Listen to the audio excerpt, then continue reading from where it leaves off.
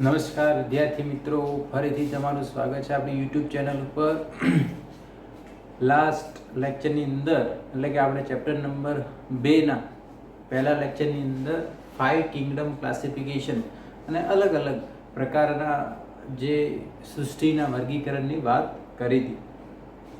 હવે આજે આપણે કે જે 5 સૃષ્ટિ વર્ગીકરણ આપણે જોયું હતું એની ખાસિયતો અમુક જોઈ હતી. ઓકે, કે પહેલાના વર્ગીકરણ અને જે 5 સૃષ્ટિ વર્ગીકરણ છે એની અંદર બેઝિક તફાવત શું હોય છે એના વિશે આપણે વાત કરવાની છે. ઓકે, કે એની અંદર કે 5 સૃષ્ટિ વર્ગીકરણની આવશ્યકતા કેમ ઊભી થઈ. હવે જ્યારે 2 સૃષ્ટિ વર્ગીકરણ હતું એટલે એમાં એક વનસ્પતિ સૃષ્ટિ અને બીજી પ્રાણી સૃષ્ટિ. ઓકે, એટલે એમાં શું કર્યું કે જેટલા પણ કોષ દિવાલ ધરાવતા હતા એ બધાને વનસ્પતિ સૃષ્ટિમાં મૂકી દીધા. કોષ દિવાલ નતા ધરાવતા એ બધાને પ્રાણી સૃષ્ટિ મૂકી દીધા. એટલે થયું એવું કે ભાઈ લીલ એ કોષ દિવાલ ધરાવે છે, સેલ્યુલોઝની બનેલી. ફૂગ કોષ દિવાલ ધરાવે છે, જે કાઇટિનની બનેલી છે. બેક્ટેરિયા એ પણ કોષ દિવાલ ધરાવે છે, જે પેપ્ટિડોગ્લાયકન. અને વનસ્પતિ એને જેમ કે દ્વિઅંગી હોય, અનાવૃત કે આવૃત, એ પણ સેલ્યુલોઝની બનેલી કોષ દિવાલ ધરાવે છે. તો એ બધા આવી ગયા વનસ્પતિ સૃષ્ટિમાં. જે કોષ દિવાલ નથી ધરાવતા, બરાબર, જેમ કે અમીબા હોય, પેરામીશિયમ હોય, બીજા બધા પ્રાણીઓ જે કોષ દિવાલ ધરાવતા નથી એ બધાને મૂકી દીધા હતા પ્રાણી સૃષ્ટિમાં. પણ ધીરે ધીરે એમાં કોમ્પ્લેક્સિટી ઊભી થઈ કે ભાઈ એમાં ખાસ કરી વનસ્પતિ સૃષ્ટિમાં વધારે કોમ્પ્લેક્સિટી હતી. ઓકે, કે એની અંદર ફૂગ જે પ્રકાશ સંશ્લેષણ નથી કરતી એને પણ એમાં લાવી, બરાબર. પછી જોયું કે ભાઈ ફૂગની કોષ દિવાલ કાઇટિનની બનેલી છે એટલે એને એક અલગ સૃષ્ટિમાં મૂકી દીધી, ફૂગ સૃષ્ટિમાં. શેમાં મૂકી? ફૂગની સૃષ્ટિમાં. ઓકે, એટલે એક અલગ સૃષ્ટિ બની ગઈ. પછી બીજું શું કર્યું, જે બેક્ટેરિયા છે એની એક અલગ સૃષ્ટિ બનાવી, જેને આપણે મોનેરા કિંગડમ કહીએ છીએ. શું કહીએ છીએ? મોનેરા કિંગડમ. એમાં બધા જ બેક્ટેરિયાનો સમાવેશ કરી દીધો. ઓકે, હજુ પણ પછી શું કર્યું, 5 કિંગડમમાં જે બધા એક કોષી સજીવો હતા એને બધાને પ્રોટિસ્ટામાં મૂકી દીધા. પ્રોટિસ્ટામાં કોને મૂક્યા? કે જે બધા એક કોષી અને સુકોષ કેન્દ્રીય હતા એ બધાને મૂક્યા. ઓકે, હવે એમાં થયું શું, એની અંદર અમુક લીલ જે એક કોષી છે, કેવી છે? એક કોષી. જેમ કે ક્લેમિડોમોનાસ અને ક્લોરેલા, આ એક કોષી છે અને સુકોષ કેન્દ્રી છે. તો એમને મૂકી દીધા પ્રોટિસ્ટામાં. એની સાથે સાથે પેલા અમીબા આવતા, આની અંદર પેરામીશિયમ, એની સાથે મૂકી દીધા. પછી મોડિફિકેશન થયું એટલે પછી ક્લેમિડોમોનાસ ને ક્લોરેલા એ પ્રકાશ સંશ્લેષી છે, એમને પછી મૂક્યા કોની અંદર?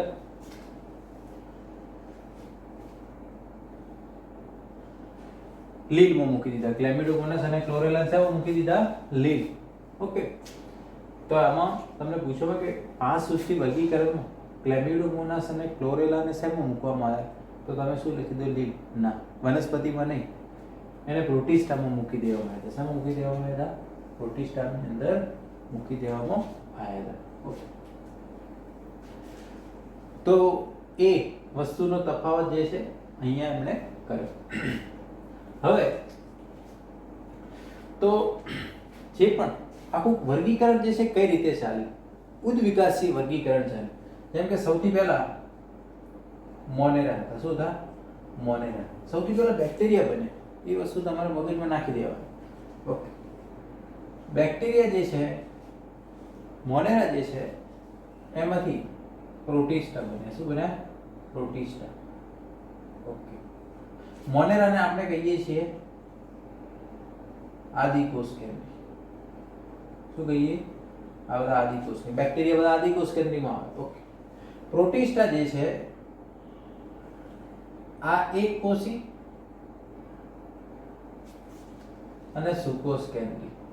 એક કોષી અને સુકોષ કેન્દ્રી બધા પ્રોટિસ્ટામાં આવ્યા. શેમાં આવ્યા?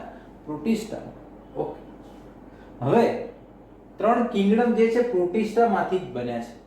એવું નથી કે આના પછી ફૂગ બન્યું, વનસ્પતિઓ પહેલા બની પછી પ્રાણી, એવું નથી. પ્રોટિસ્ટા જે છે બધા કિંગડમને લિંક કરે છે. એટલે એમાંથી ફૂગ સૃષ્ટિ બની, વનસ્પતિ સૃષ્ટિ પણ એને લિંક કરે છે અને પ્રાણી સૃષ્ટિ પણ એને લિંક કરે છે. કઈ સૃષ્ટિ પહેલા બની એ આના ઉપરથી નક્કી થતું નથી. ઓકે, તો 5 કિંગડમ જે છે આ રીતના આખું. ઓકે, ટ્રી બ્રાન્ચિંગ જેવું છે. કેવું છે? Tree branching. ટ્રી બ્રાન્ચ એટલે મેઇન એક ધારો કે થડ હોય ને એની બધી શાખાઓ નીકળે એવું છે. ઓકે, આમાં એવું જ છે. મુખ્યમાંથી આ બધું નીકળે છે. હવે દેખો મોનેરામાં પાછું જે અમુક બેક્ટેરિયા એવા હતા જે પ્રકાશ સંશ્લેષી હતા, જેમ કે નીલહરિત લીલ, જે બ્લુ ગ્રીન આલ્ગી કહેવાય. બરાબર, એ બેક્ટેરિયા છે, પ્રકાશ સંશ્લેષણ કરી શકે છે. તો એમને પછી પેલી વનસ્પતિમાંથી લઈ દીધા આની અંદર. ઓકે, દરેક કિંગડમની શું ખાસિયત છે આપણે પેલા ટેબલની અંદર જોઈ. બરાબર, ફૂગ હોય કે વનસ્પતિ હોય, પ્રાણી હોય, પ્રોટિસ્ટા. તો જેમ જેમ વર્ગીકરણ પદ્ધતિ આગળ વધતી ગઈ એમ નવા નવા ગુણધર્મો ઉમેરાતા ગયા અને એની અંદર મોડિફિકેશન આવતું ગયું. ઓકે, એટલે પહેલાની જે વર્ગીકરણ પદ્ધતિ હતી એ બધી આર્ટિફિશિયલ હતી, કૃત્રિમ વર્ગીકરણ પદ્ધતિ હતી. ઓકે, તો કૃત્રિમ વર્ગીકરણ પદ્ધતિની થોડી વાત કરવામાં આવે.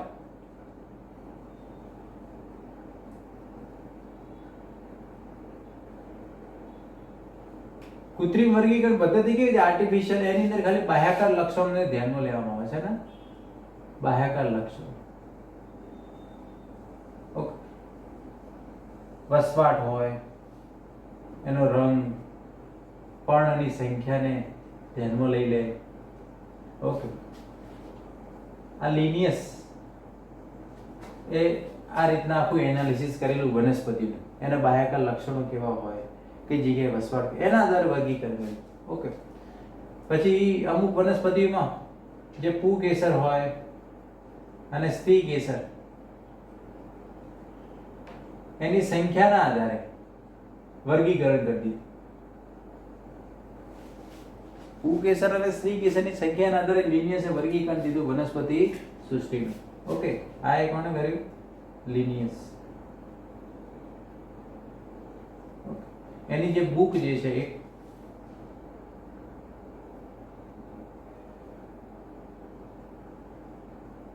જીનેરા પ્લાન્ટરમ. ઓકે, એની બુકની અંદર એનું આખું એનાલિસિસ કરેલું છે. ઓકે, જે લિનિયસ છે એને વનસ્પતિ જે છે ને 24 વર્ગમાં વહેંચી. કોને? વનસ્પતિઓ. એના 24 વર્ગ પાડ્યા. પૃથ્વી પર જેટલી વનસ્પતિઓ છે ને એને 24 વર્ગ પાડી દીધા. ઓકે, એમાં ખાલી 23 વર્ગ જે છે એને સપુષ્પીના પાડે. કોનો પાડે? સપુષ્પી, જે પુષ્પ ધરાવતી વનસ્પતિનું. અને ખાલી એક જ વર્ગ અપુષ્પીનું પાડે. શું પાડે? અપુષ્પી. ઓકે,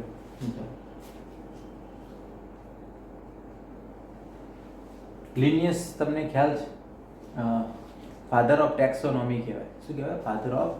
એના સિવાય દ્વિનામી નામકરણ પદ્ધતિ આપવાવાળો વૈજ્ઞાનિક પણ કોણ હતો? Linnaeus, Carolus Linnaeus.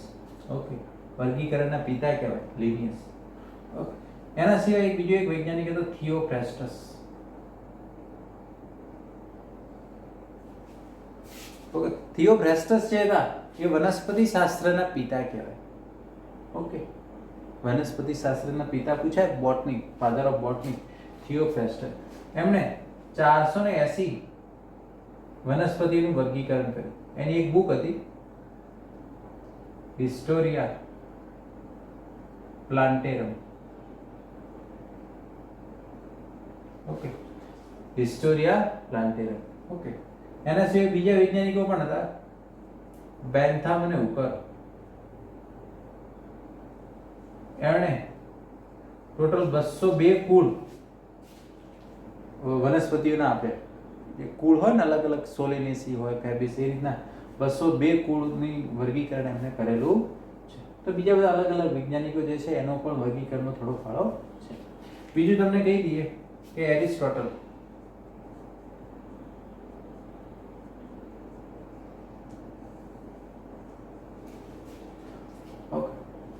એ જે છે ફાધર ઓફ ઝૂલોજી, પ્રાણીશાસ્ત્રના પિતા તરીકે પણ ઓળખવામાં આવે છે.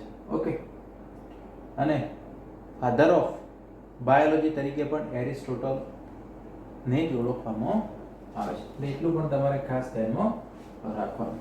ઓકે, તો આપણે મેઇન તો જે આપણે વાત કરી એ જ છે, પણ એના સિવાય થોડું એક્સ્ટ્રા જે છે તમારે ધ્યાનમાં રાખવાનું છે. હવે આપણે વન બાય વન એક એક કિંગડમ વિશે જોવાનું છે. આ ચેપ્ટરની અંદર આપણે મોનેરા કિંગડમ, પ્રોટિસ્ટા અને ફૂગ, વનસ્પતિ સૃષ્ટિનું કિંગડમ ત્રીજા ચેપ્ટરમાં છે ને આ ચોથા ચેપ્ટરમાં છે. ઓકે, એના સિવાય આપણે વાયરસ ને એના વિશે પણ જોવાનું છે. વાયરસ જે છે આમાં ક્યાંય સમાવેશ કર્યા નથી, કારણ કે વાયરસ એવા છે નથી તો એ જીવંત છે ના તો નિર્જીવ છે, એ કેમ આવતા નથી. ઓકે, હવે આપણે સૌથી પહેલા મોનેરા કિંગડમ વિશે જોઈએ.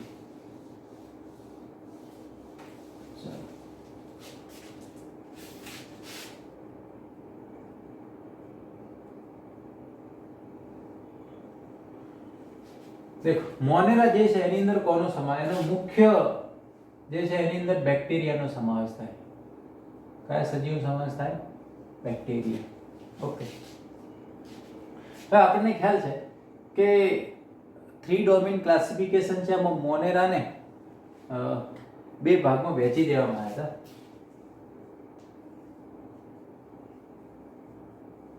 આર્કિયા ડોમેન અને you bacteria domain. Archaea domain અને યુ બેક્ટેરિયા ડોમેન. તો જે પણ આર્કિયાની અંદર આર્કી બેક્ટેરિયા આવે એ આપણે ડિટેલમાં જોઈશું. યુ બેક્ટેરિયા એટલે ટ્રુ બેક્ટેરિયા, કહેવાય સાચા બેક્ટેરિયા. ઓકે, આની અંદર બેક્ટેરિયા છે નીલ હરિત લીલ, એનો સમાવેશ થાય, જેને આપણે બ્લુ ગ્રીન આલ્ગી પણ કહેવામાં આવે. શું કહેવામાં આવે? Blue green algae. સાયનોબેક્ટેરિયા તરીકે પણ એને ઓળખવામાં, એના ઉદાહરણમાં નોસ્ટોક અને એના વિના આવે. અને એ પણ બધા આર્કી બેક્ટેરિયા, એ બધાનો સમાવેશ થાય છે. હવે આ જે મોનેરામાં બે ભાગ પાડેલા ને એ કોના આધારે પાડેલા? એની અંદર આવેલા રિબોઝોમલ આરએનએ ના આધારે ભાગ પડેલા. કોના આધારે? આ જે બે ક્લાસ જે છે કોઈ પણ વર્ગીકૃત કરેલા કઈ કારણ, તો એની અંદર આવેલા આ આરએનએ ના આધારે એમના ભાગ પાડેલા. ઓકે, હવે આજે આપણે સૌથી પહેલા આર્કી બેક્ટેરિયા વિશે જોઈએ. કઈ વિશે જોઈએ? આર્કી બેક્ટેરિયા. એની પહેલા મોનેરા કિંગડમ વિશે થોડી વાત કરીએ કે બેક્ટેરિયા એવા છે લગભગ બધી જ જગ્યાએ જોવા મળે. ગમે તેવી ખરાબ પરિસ્થિતિ હોય એની અંદર પણ બેક્ટેરિયા એ જીવન જીવી શકે છે. એકદમ ઠંડા વિસ્તાર હોય, ગરમ વિસ્તાર હોય, રણ હોય, પાણીના ઊંડે સમુદ્રમાં પણ એ બેક્ટેરિયા જોવા મળે છે. મનુષ્યની અંદર પણ બેક્ટેરિયા જોવા મળે છે. ઓકે, બીજા પ્રાણીઓની અંદર, વનસ્પતિઓની અંદર બેક્ટેરિયા એવા છે અત્ર તત્ર સર્વત્ર બધી જ જગ્યાએ જોવા મળે છે. આ બેક્ટેરિયા જે છે એની અંદરથી અમુક આપણને નુકસાન કરતા છે, અમુક આપણને ફાયદાકારક પણ છે. ઓકે, એટલે આના બે રીતે જોઈ શકાય. બેનિફિટ પણ છે અને અમુકના કારણે રોગ થાય છે તો નુકસાન પણ કરે. ઓકે, દેખો મોનેરા જે છે કેવા છે બધા? આની અંદર જે પણ બધા આવે સજીવો આ બધા એક કોષી હોય. કેવા હોય? એક કોષી. અને આદિ કોષ કેન્દ્રી કહેવાય. કેવા હોય? આદિ કોષ કેન્દ્રી. ઓકે, આદિ કોષ કેન્દ્રી એટલે જેમાં કોષ કેન્દ્ર સુવિકસિત ના હોય, એટલે કોષ કેન્દ્ર પટલ ને બધી પટલ ને અંગિકાઓ આની અંદર જોવા મળે નહીં. આપણે 8મા ચેપ્ટરમાં બેક્ટેરિયાનું ડિટેલમાં સ્ટ્રક્ચર જોયું. ઓકે, એ તમને ખ્યાલ છે. બીજું, જે બધી પટલમય અંગિકાઓ હોય, જે બધી પટલમય અંગિકાઓ હોય એ પણ એની અંદર જોવા મળે નહીં. કણાભસૂત્ર હોય, હરિતકણ હોય, ગોલકીકાય છે, અંતઃકોષરસ જાય, આવી કોઈ અંગિકાઓ જોવા મળશે નહીં. એક અંગિકા હોય રિબોઝોમ, એ તો પટલ વિહીન છે ને આની અંદર જોવા મળે છે. ઓકે, એનું સ્ટ્રક્ચર તો આપણે ડિટેલમાં જોઈ લઈશું, બેક્ટેરિયાનું સ્ટ્રક્ચર. ઓકે, હવે આપણે મેઇન જેની કેટેગરી જે છે, ઓકે, એના વિશે જોઈએ. બરાબર. પોષણની બાબતમાં પણ ઘણી બધી વિવિધતા છે, પણ આની અંદર જોઈશું એટલે બધું એની અંદર ડિટેલમાં આવી જશે. સૌથી પહેલો આનું જોઈએ આર્કી બેક્ટેરિયા. ચલો, આર્કી બેક્ટેરિયા છે એ યુ બેક્ટેરિયા કરતા કઈ રીતે અલગ પડે છે? આર્કી બેક્ટેરિયા જે છે વિશિષ્ટ પરિસ્થિતિમાં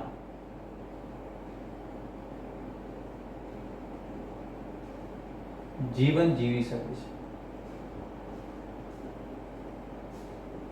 નોર્મલ કરતા એકદમ અલગ પરિસ્થિતિ હોય એને શું કહેવાય? વિશિષ્ટ પરિસ્થિતિ. ઓકે, તો એ એની અંદર આવશે. ઓકે, ચાલો હવે આમાં કે 3 કેટેગરી પાડેલી છે. એમાં સૌથી પહેલા પરિસ્થિતિના આધારે એક છે થર્મો એસિડોફિલસ. થર્મો એસિડોફિલસ. ઓકે, સૌથી જૂના છે આ ઓલ્ડેસ્ટ, મોસ્ટ પ્રિમિટિવ. કેવા છે? Most primitive. ઓકે, હવે એની અંદર આપણે વાત કરીએ કે આરઆરએનએ ના આધારે, તેમાં જે આરઆરએનએ હોય તેમાં 16S રિબોઝોમલ આરએનએ જોવા મળે. રિબોઝોમલ આરએનએ એની અંદર જોવા મળે, એટલું તમારે ખાસ ધ્યાનમાં રાખવું. આનો ખ્યાલ છે થર્મો. થર્મો મીન્સ ટેમ્પરેચર, તાપમાન. એસિડો મીન્સ એસિડિક પરિસ્થિતિ. આ બેક્ટેરિયા જે છે એ ગરમ પાણીના ઝરણામાં જોવા મળે. ઓકે, જ્યાં ટેમ્પરેચર 80 થી 90 ડિગ્રી હોય, 80 થી 90 ડિગ્રી ટેમ્પરેચર હોય એવા પરિસ્થિતિમાં પણ પોતાનું જીવન જીવી શકે છે અને ત્યાં એ રહી શકે છે. તો વિશિષ્ટ પરિસ્થિતિ કહેવાય.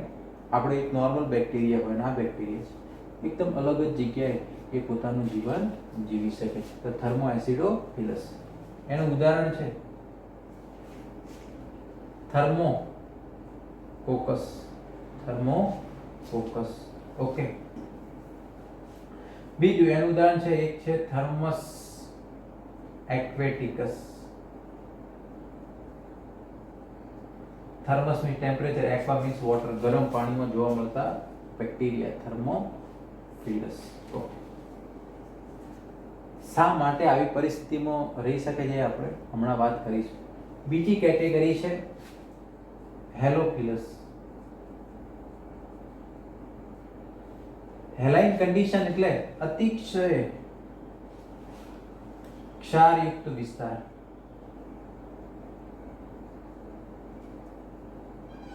અતિશય ક્ષારયુક્ત વિસ્તારમાં પણ પોતાનું જીવન જીવી શકે એ હેલોફિલસ કહેવાય. શું કહેવાય? હેલોફિલસ. તો કે કેટલું? અમુક લિમિટેશન હોય કે ભાઈ કેટલું, તો એ જે છે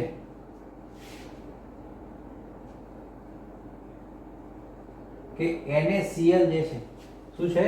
NaCl. એની સાંદ્રતા તમે 2 મોલર રાખો. કેટલી રાખો? ઓકે, અથવા તો આપણે જનરલી કે 3 મોલર કરતા પણ ઓછી NaCl ની સાંદ્રતા રાખો. આટલા સાંદ્રતામાં પણ આ બેક્ટેરિયા રહી શકે. નોર્મલી શું થાય, કોઈ પણ સજીવ હોય આજુબાજુ સાંદ્રતા વધારે શું થાય, એમાંથી બહિરાશ્રુતિ થઈ જાય. શું થઈ જાય? બહિરાશ્રુતિ. બધું પાણી બહાર આવી જાય. ઓકે, આપણે એક નોર્મલ એક્ઝામ્પલ જ લઈએ. ધારો કે કોઈ વનસ્પતિ છે, એની તમે આજુબાજુ વધારે પડતો યુરિયા નાખી દો એટલે આજુબાજુ ક્ષારનું પ્રમાણ વધી ગયું, તો એ વનસ્પતિ સુકાઈ જશે. એનું કારણ શું? ક્ષાર વધવાના કારણે સાંદ્રતા વધી એટલે અંદરથી પાણી બધું બહાર આવી જાય એટલે બહિરાશ્રુતિ થઈ જાય. શું થઈ જાય? છતાં પણ આવી પરિસ્થિતિમાં બેક્ટેરિયા ટકે છે અને કશું થતું. આ હેલોફિલસ બેક્ટેરિયા. ઓકે, આનું ઉદાહરણ છે હેલોબેક્ટેરિયમ. કેવા બેક્ટેરિયા છે? હેલોબેક્ટેરિયમ.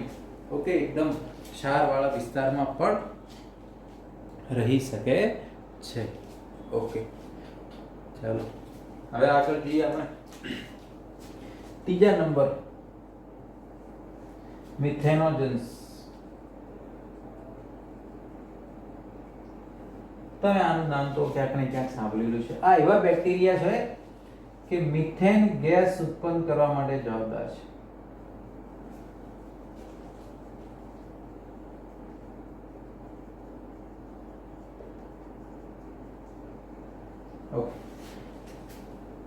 તમે ધોરણ 9 અથવા 10 ની અંદર ગોબર ગેસ પ્લાન્ટ વિશે ભણ્યા છો.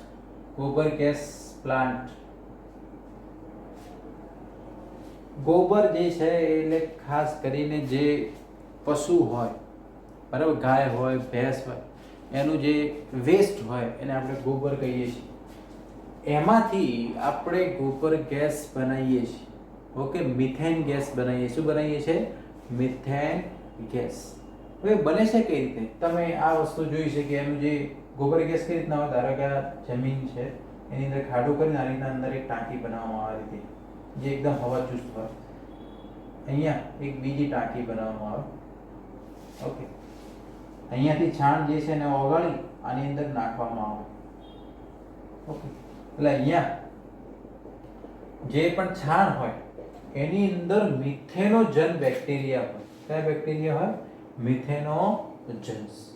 ઓકે, એ મિથેન ગેસ બનાવે. હવે અહીંયા તો કેવી હોય? એકદમ કીચડ વાળો વિસ્તાર હોય, કળણ ભૂમિ હોય, એકદમ ક્ષાર વાળો વિસ્તાર હોય.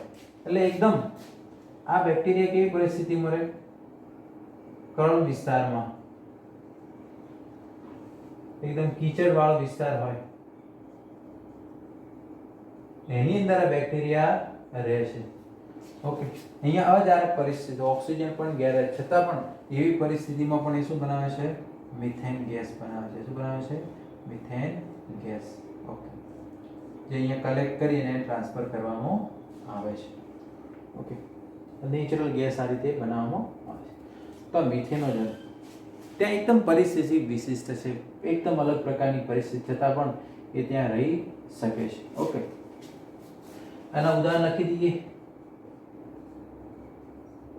મિથેનોબેક્ટર. મિથેનોબેક્ટર. ઓકે, મિથેનોકોકસ. મિથેનોકોકસ. ઓકે, હવે દેખો, જે રૂમિનન્ટ એનિમલ હોય, રૂમિનન્ટ એટલે અમાશય. ઓકે, હવે નોર્મલી આપણા પાચન માર્ગ કરતા જે આ બધા પશુ હોય, જેમ કે ગાય છે, ભેંસ છે, એના જઠરમાં એક વિશિષ્ટ અલગથી રચના હોય જેને અમાશય કહેવાય. શું કહેવાય? અમાશય. હવે આ બધું કેવું હોય કે એમને કોઈ પણ, એ ધારો કે કોઈ પણ પ્લાન્ટ જે છે એ ખાય છે. ઓકે, એમાં સેલ્યુલોઝ હોય, એ પહેલાં શું કરે? ખાઈ લે. બરાબર, એ એના રૂમિનન્ટની અંદર જાય, ફરી પાછું એ બહાર આવે, એટલે એમાં ચાવવાની પ્રોસેસ થાય. તમે જોજો, આ વસ્તુ નોટિસ કરજો પશુઓની અંદર કે જ્યારે ખોરાક લે, એકવારનો લઈ લે, પછી એને ફરી પાછું બહાર લાવે, એને ફરી પાછું શું કરે? એને ચાવવાની, પછી એ એની અંદરની પ્રોસેસની અંદર જશે. ઓકે, તો આ બેક્ટેરિયા જે છે, આ બેક્ટેરિયા જે છે એ આ પશુઓ હોય એના અમાશયમાં હોય. ક્યાં હોય? અમાશય. અમાશયને ઇંગ્લિશમાં કહેવાય રૂમિનન્ટ. એટલે અમાશય ધરાવતા પ્રાણીઓ છે રૂમિનન્ટ એનિમલ કહેવાય. શું કહેવાય? રૂમિનન્ટ. હવે દેખો, એની અંદર મિથેન ગેસ બને. શું બને? Methane gas. ઓકે, હવે આ બેક્ટેરિયા જે છે એ એના પાચન માર્ગમાં હોય, અમાશયમાં હોય, એટલે એના વેસ્ટની અંદર પણ જવાનું. એટલે એ જ બેક્ટેરિયાની મદદથી આપણે શું કરીએ છીએ? મિથેન ગેસ બનાવીએ. શું બનાવીએ છીએ? એટલે મિથેન ગેસ બનાવવા માટે જવાબદાર છે મિથેનોજન્સ બેક્ટેરિયા. હવે તમે ક્યાંક સાંભળ્યું છે મિથેન ગેસ જે છે, મિથેન ગેસ એ ગ્રીન હાઉસ વાયુ છે. કેવું છે? ગ્રીન હાઉસ ગ્રીન હાઉસ કોને કહેવાય? જે ટેમ્પરેચરમાં વધારો કરે. કાર્બન મોનોક્સાઇડ એ ગ્રીન હાઉસ વાયુ છે, એનાથી પ્રદૂષણ નથી થતું, એ ટેમ્પરેચરમાં વધારો કરે, ગ્રીન હાઉસ વાયુ. મિથેન પણ ગ્રીન હાઉસ વાયુ છે.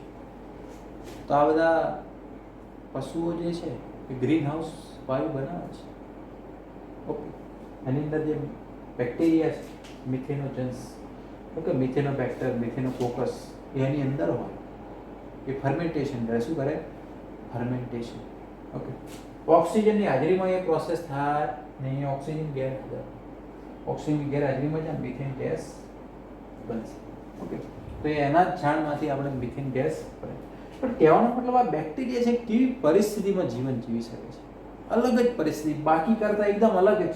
આર્કી બેક્ટેરિયાની એક તો ખાસિયત છે, નોર્મલ કરતાં અલગ જ જે રીતે જીવન, એટલા માટે આર્કી બેક્ટેરિયા છે. શું છે? ઓકે, ચલો હવે એનું કારણ શું? હવે તમને ખ્યાલ હશે, એક નોર્મલ બેક્ટેરિયા હોય એની અંદર કોષ દિવાલ શેની બનેલી હોય? સામાન્ય જે બેક્ટેરિયા છે એટલે આ યુ બેક્ટેરિયા. આપણે જે ધારો કે બીજા બધા બેક્ટેરિયા જે સમજીએ છીએ ને એ બધા યુ બેક્ટેરિયામાં આવશે. ઓકે, આર્કિયા જે તમે હજી સુધી ભણ્યા જ નથી ક્યાં. ઓકે, તો જે આર્કી બેક્ટેરિયા છે એની જે કોષ દિવાલ જે છે એની અંદર પેપ્ટિડો ગ્લાયકેન ગેરહાજર છે. પેપ્ટિડો ગ્લાયકેન ની નથી, એની ઉપર એક વિશિષ્ટ પ્રોટીન આવરણ હોય, વિશિષ્ટ પ્રોટીન આવરણ છે. ઓકે, એ એનું પ્રોટેક્શન કરે છે, નહીતર તો આવી પરિસ્થિતિમાં ટકી જ થશે. 80 ડિગ્રી ટેમ્પરેચર એટલે શું થાય એની હાલત? છતાં પણ એને એની અંદર કશું જ થતું નથી. ઓકે, વિશિષ્ટ પરિસ્થિતિમાં એ પોતાનું જીવન જીવે છે. ઓકે, એવું તો શું છે? સ્યુડોમ્યુરિન. એની કોષ દિવાલમાં શું આવેલું છે? સ્યુડોમ્યુરિન. સ્યુડો મીન્સ ફોલ્સ, ખોટું. મ્યુરિન, મ્યુરિન પદાર્થ છે. ઓકે, સ્યુડોમ્યુરિન એના કોષ દિવાલમાં આવેલું છે, જેને વિશિષ્ટ પરિસ્થિતિ જે છે એની અંદર એનું રક્ષણ કરે છે. ઓકે, હવે આપણે થોડું એડવાન્સ આની વિશે જોઈએ કે ભાઈ બેક્ટેરિયા જે છે કે ફાધર ઓફ બેક્ટેરિયા, બેક્ટેરિયોલોજીના ફાધર જે છે લ્યુવેનહોફ છે.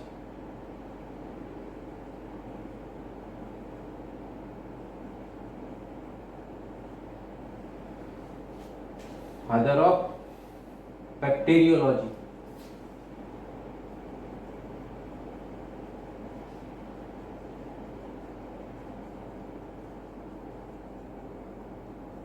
ઓકે, ચાલો તો બધા બેક્ટેરિયાને જોવા વાળા આવ્યા હતા લ્યુવેનહોફ.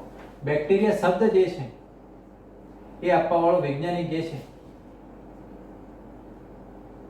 એહરિનબર્ગ, EHREN, એહરિનબર્ગ હતો. કોણ હતો? એહરિનબર્ગ. ઓકે, તો આટલી વસ્તુ આની અંદર તો તમારે ખાસ ધ્યાનમાં રાખવાની. ઓકે, ચાલો બરાબર. તો બીજી એક ખાસિયત કહીએ આપણે કે આપણે આ બે વાત તો કરી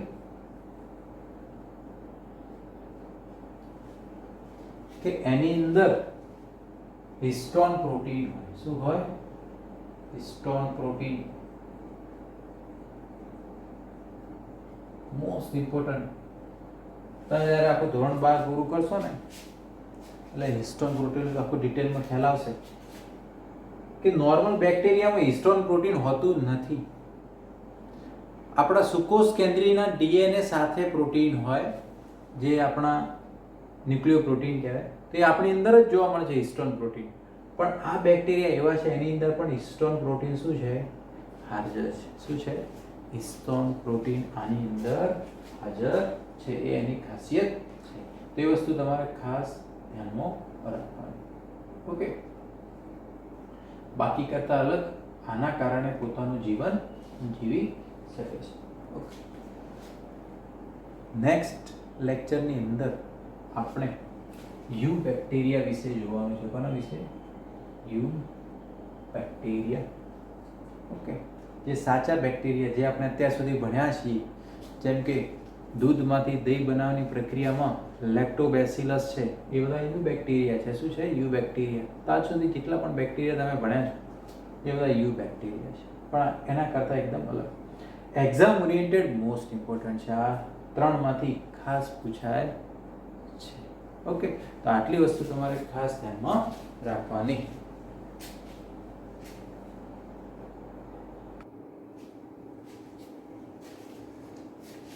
હવે આજે આપણે ખાલી બેક્ટેરિયા જે છે એના પ્રકારો જોઈ લઈએ.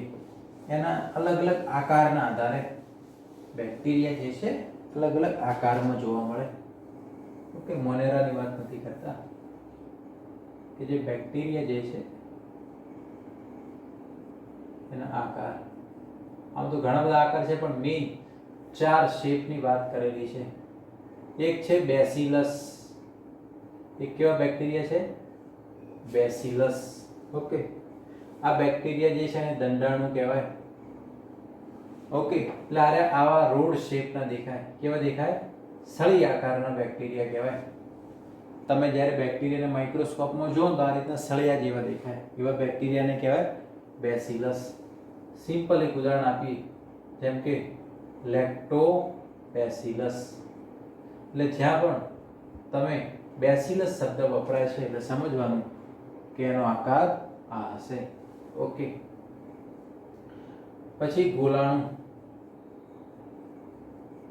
જેને આપણે કોકસ કહીએ. શું કહેવામાં આવે? કોકસ. એટલે આ બેક્ટેરિયા જે છે આકારમાં ગોળ દેખાય. કેવા દેખાય? ગોળ. ઓકે, ચલો. બેસિલસ જે છે એની અંદર તમે જોશો તો એ બેક્ટેરિયા જે છે એની અંદર ધારો કે સળી આકારના છે, એની અંદર ધારો કે બીજાણુ પણ ઉત્પન્ન થાય. શું ઉત્પન્ન થાય છે? તો પરીક્ષામાં પૂછે કયા બેક્ટેરિયા બીજાણુ ઉત્પન્ન કરી શકે છે, તો બેસિલસ આવશે. ઓકે, તો કોકસ જે છે ગોળાકાર હોય. સિમ્પલ ઉદાહરણ આપીએ, જેમ કે જે ન્યુમોનિયા માટે જવાબદાર બેક્ટેરિયા છે ન્યુમોકોકસ. કયા બેક્ટેરિયા? ન્યુમોકોકસ. આપણે એને સ્ટ્રેપ્ટોકોકસ ન્યુમોનિયાઈ બેક્ટેરિયા પણ કહીએ. ઓકે, તો આપણે જેમ કે સ્ટ્રેપ્ટોકોકસ ન્યુમોનિયાઈ, સ્ટ્રેપ્ટોકોકસ ન્યુમોનિયાઈ આ પણ એ જ બેક્ટેરિયા છે જેનાથી ન્યુમોનિયા થાય છે. હવે ધારો કે બે કોકસ જોડાય તેને ડિપ્લોકોકસ કહેવાય. શું કહેવામાં આવે? ડિપ્લોકોકસ. પણ ગોલાણુ એટલે કોકસ, એટલે ગોળ હોય શેપમાં. ઓકે, પછી વિબ્રિયો. વિબ્રિયો એટલે કોમા શેપના. આપણે કોમા નહીં કરતા આ રીતે. ઓકે, તો કોમા આકારના હોય વિબ્રિયો. ઉદાહરણ આપી એટલે તમને ખ્યાલ આવી જશે. જેમ કે કોલેરા રોગ થાય કયા બેક્ટેરિયાને કારણે? વિબ્રિયો કોલેરી. તો એ બેક્ટેરિયા જે છે એનો આકાર કેવો છે? કોમા શેપનો છે. કેવા શેપનો છે? કોમા આકારનો. ઓકે, ચોથું છે સ્પાઇરિલમ. આ બેક્ટેરિયા કુંતલાકાર હોય, કુંતલ શેપનો હોય, આ રીતે સ્પાઇરલ શેપ.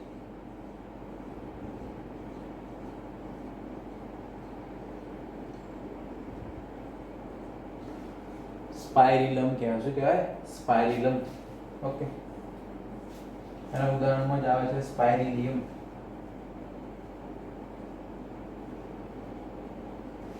ઓકે, તો આ બેક્ટેરિયા જે છે એના આપણે અલગ અલગ આકાર જોયા. ઓકે, અમુક બેક્ટેરિયા ચલિત હોય. કેવા હોય? ચલિત. તો એને કસા જોવા મળે. શું જોવા મળે? કસા, ફ્લેજેલા કહીએ. ઓકે, પક્ષમાં જે છે બેક્ટેરિયામાં હોતા નથી. તો આટલી વસ્તુ તમારે ખાસ ધ્યાનમાં રાખવાની. તો જે પણ આ સ્પાઇરિલિયમ આપણે દર્શાયા એની અંદર આ કસાઓ છે. શું છે? કસાઓ. કસાઓ જે છે એ મૂવમેન્ટ માટે હોય, ફ્લેજેલા કહીએ, હલનચલનમાં એ કામ આવે છે. આજે આપણે અહીંયા સુધી રાખીએ. નેક્સ્ટ લેક્ચરની અંદર આપણે યુ બેક્ટેરિયા વિશે ડિટેલમાં જોઈશું. Thank you.